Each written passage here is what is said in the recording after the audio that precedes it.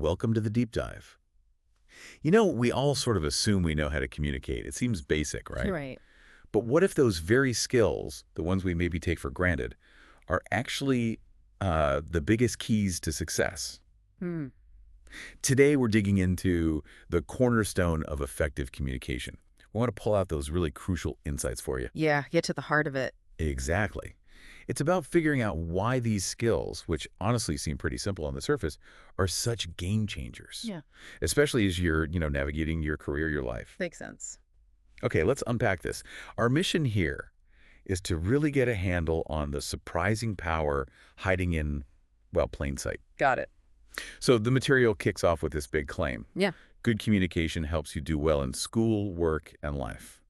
Sounds pretty straightforward. It does. Almost too simple. Maybe. Yeah. But what specific things, maybe the less obvious parts of communication, does it really focus on that lead to such a broad impact?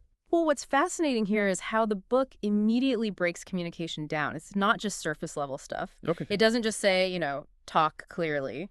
It suggests real clarity comes from anticipating objections. Anticipating objections. How so? So you structure what you say not just to be understood, but to kind of head off misunderstandings before they even happen. Okay. Proactive. Exactly. And listening well. It's not just hearing sounds. This material defines it as listening for underlying assumptions. Underlying assumptions.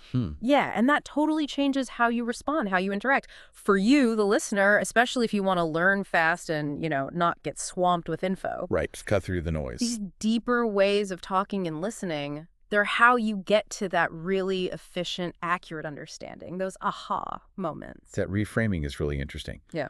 But let's talk practical stuff. Where does this really hit home for someone trying to build a career? Good question. The cornerstone jumps right into that, especially for graduates. It says good speaking helps in interviews to get jobs. Is that just about sounding like articulate? Well, yes and no. It's definitely not just sounding good. Yeah. The source implies it's more about being able to articulate your thought process right there on the spot. Thinking on your feet. Yes, and connecting your specific experiences to what the interviewer actually needs.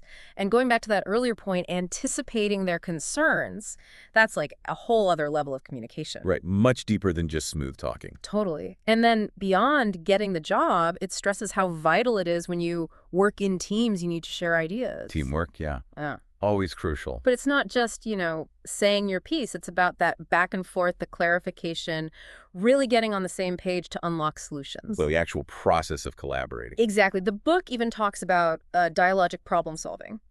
Basically, the better the communication, the better the solution, because you've actually integrated different viewpoints, not just heard them. Okay. It makes me think of those meetings where everyone talks, but nothing gets decided. Well, I've been in those. Right. The source suggests that's often because we're not really communicating to solve the problem. We're just kind of talking at each other. So if we connect this to the bigger picture then, what does this all mean? It sounds like the material is saying these skills are pretty fundamental. That's it. Exactly. Not just nice to haves. No, definitely not. This material really reinforces that these aren't optional soft skills. They're like the foundation. The foundation for what? For actually using your knowledge, for thinking critically. I mean, trying to explain your ideas clearly often forces you to sharpen your own thinking, right? Find the gaps. Yeah, that makes sense. You have to understand it well to explain it well. Precisely. And for building relationships that work. Without these skills, even brilliant ideas might just fizzle out, or great insights get lost in translation. Which, this raises an important question. How often do we really stop and think that the simple act of talking and listening, but doing it clearly, attentively, that's actually the engine driving problem solving, driving innovation? That's a really powerful framing. So the key takeaway seems crystal clear. This source really shows how vital that deeper understanding of communication, clear speaking, active listening, real collaboration is for graduates who want to succeed. Absolutely. And maybe a final thought for you to chew on. Okay. Imagine if you consciously practiced just one of these specific skills each day, just for a few minutes, maybe listening for assumptions or trying to state an idea by anticipating objections first. It's just one small thing. Yeah. Think about the cumulative effect over time. how much could that shift your learning, your work relationships, your ability to actually tackle problems? It could be profound. It's a powerful thought. It definitely makes you reflect. Maybe take a moment today, think about your own communication habits. What could honing these skills really unlock for you? Thanks for diving deep with us.